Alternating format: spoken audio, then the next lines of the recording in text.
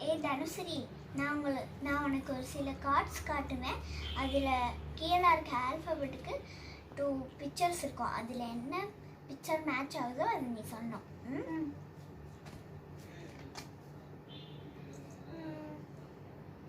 Apple. இது B for bad. இது C for cat. இது D ஃபார் டாக். இது F ஃபார் ஃபிஷ். ஹரணி, அம்மாட்ட நம்ம மீன் குழம்பு செய்ய சொல்லலாமா? வா. Hello friends, welcome to HD Galatta. இன்னைக்கு நாங்கள் அம்மா கிட்ட மீன் குழம்பு செய்ய சொல்லியிருக்கோம். அதை எப்படி செய்கிறாங்கன்னு வாங்க பார்க்கலாம். வாங்க வீட்டுக்குள்ளே போகலாம். ஃப்ரெண்ட்ஸ், இன்றைக்கி மீன் குழம்பு எப்படி பண்ணுறதுங்கிறத பார்க்கலாம். அதுக்கு 1/2 கிலோ மீன் வாங்கியிருக்கேன். அதில் பசங்க ஃப்ரை பண்ணால் தான் நல்லா சாப்பிடுவாங்க. அதனால் ஃப்ரைக்கு நான் கொஞ்சம் மீன் எடுத்து வச்சுட்டேன். கொஞ்சம் பீசஸ் நல்லா உப்பு போட்டு கழுவி எடுத்து வச்சுருக்கேன். ஸோ இந்த பீசஸ் மட்டும்தான் குழம்புல போட போகிறோம் இப்போ. ஸோ குழம்பு எப்படி பண்ணலான்னு பார்க்கலாம். அதுக்கு சின்ன வெங்காயம் ஒரு 30 போல் நல்ல தோல் உரிச்சிட்டு இந்த மாதிரி நீட்டமாக நறுக்கி வச்சுருக்கேன். சின்ன வெங்காயம் தான் மீன் குழம்புக்கு போட்டால் நல்லா டேஸ்டியாக இருக்கும். அது மாதிரி இஞ்சியை இந்த மாதிரி குட்டி குட்டி பீஸாக நறுக்கி வச்சுருக்கேன். வெள்ளைப்பூடையும் அப்படி தான் ஹாஃபாக நறுக்கி ஒரு சின்ன பல் 20 பல் பூண்டு தோல் உரிச்சிட்டு இந்த மாதிரி சின்னதாக கட் பண்ணி வச்சுருக்கேன். இதில் பேஸ்ட்டாக அரைக்காமல் இந்த மாதிரி எண்ணெயிலே ஃப்ரை பண்ணி செய்யும்போது மீன் குழம்பு நல்லா டேஸ்டியாக வரும். ஃபஸ்ட்டு ஸ்டவ் ஆன் பண்ணிவிட்டு நல்லெண்ணெய் ஊற்றிக்கலாம். மீன் குழம்புக்கு நல்லெண்ணெய் ஊற்றி செஞ்சால் நல்லா டேஸ்டியாக இருக்கும். கொஞ்சம் தாராளமாகவே எண்ணெய் விடலாம். எண்ணெய் கொஞ்சம் ஹீட் ஆனதுக்கப்புறமா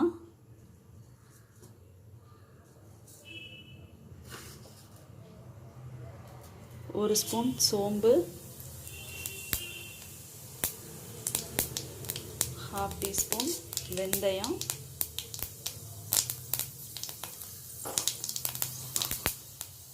கொஞ்சோண்டு ஜீரகம் இதெல்லாம் போட்டுட்டு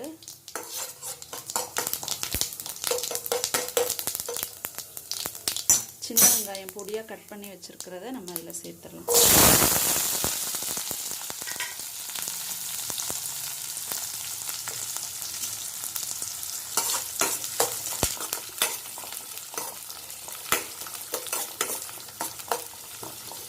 சேர்த்துட்டு நல்லா வதக்கணும். அதை வெங்காயம் வதங்கின பிறகு இந்த இஞ்சி சிப்ஸ் அண்ட் பூண்டு குட்டியாக கட் பண்ணி வச்சுருக்கிறத அதை ஆட் பண்ணிக்கலாம்.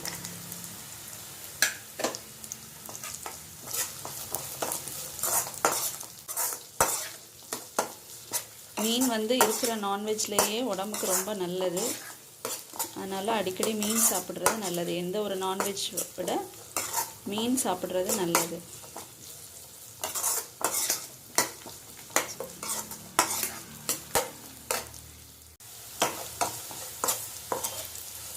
இப்போது வெங்காயம் இஞ்சி பூண்டு நல்லா வதங்கிடுச்சு.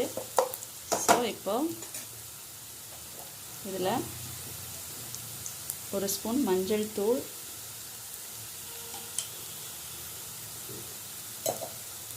மல்லித்தூள் ஒரு 3 ஸ்பூன் சேர்த்துக்கிறேன் நான்.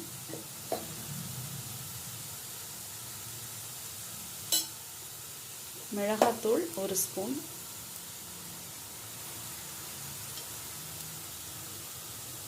இதெல்லாம் நல்லா சேர்த்து வதக்கணும்.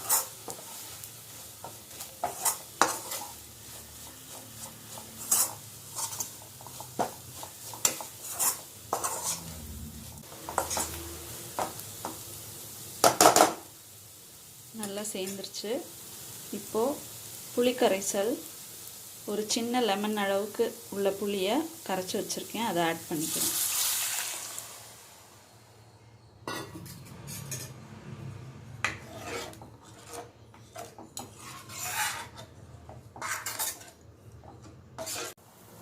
ஸோ புளி ஆட் பண்ணதுக்கப்புறம் ஒரு 5 நிமிஷம் நல்லா கொதிக்கட்டும். மூடி வச்சிடலாம்.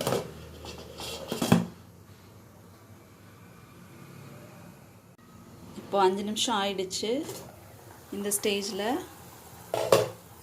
உப்பு ஆட் பண்ணிக்கலாம். ஸ்டவ்வை குறைச்சிருங்க. உப்பு தேவையான அளவு ஆட் பண்ணிக்கலாம். ஆட் பண்ணிவிட்டு மீன் துண்டுகளை எடுத்து ஆட் பண்ணணும்.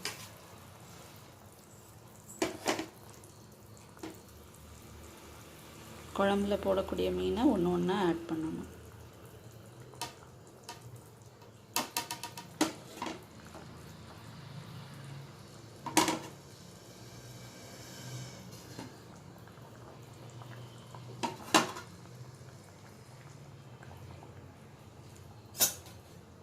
ஸோ மீனை உள்ளே போட்டதுக்கப்புறமா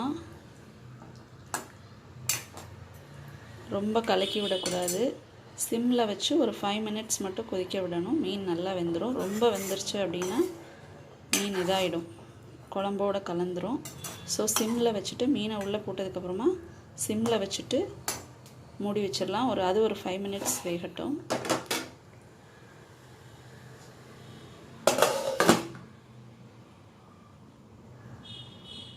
இப்போ 5 மினிட்ஸ் ஆயிடுச்சு.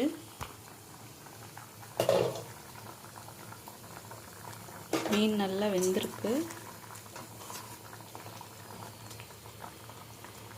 ஸோ இந்த ஸ்டேஜில் மல்லித்தழை கருவேப்பிலை தூவி இறக்கிடலாம். ஸ்டவ் ஆஃப் பண்ணிடலாம்.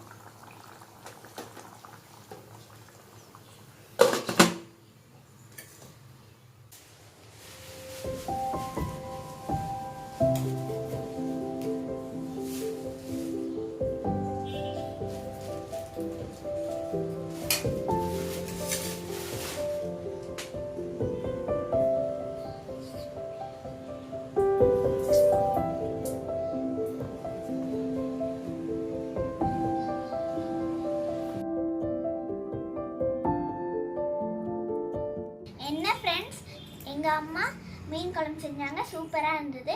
நீங்களும் வீட்டில் ட்ரை பண்ணி பாருங்கள். இந்த வீடியோ உங்களுக்கு பிடிச்சிருந்தா லைக் பண்ணுங்கள், கமெண்ட் பண்ணுங்கள், ஷேர் பண்ணுங்கள். மறக்காம Galatta சேனலை சப்ஸ்கிரைப் பண்ணுங்கள். கூட இருக்க பெல் ஐக்கானையும் கிளிக் பண்ணுங்கள். ஆல் ஆப்ஷனை செலக்ட் பண்ணுங்கள். அப்போ தான் நாங்கள் போடுற வீடியோஸ் உங்களுக்கு நோட்டிஃபிகேஷன்ஸில் வரும். நெக்ஸ்ட் வீடியோவில் பார்க்கலாம். பாய்.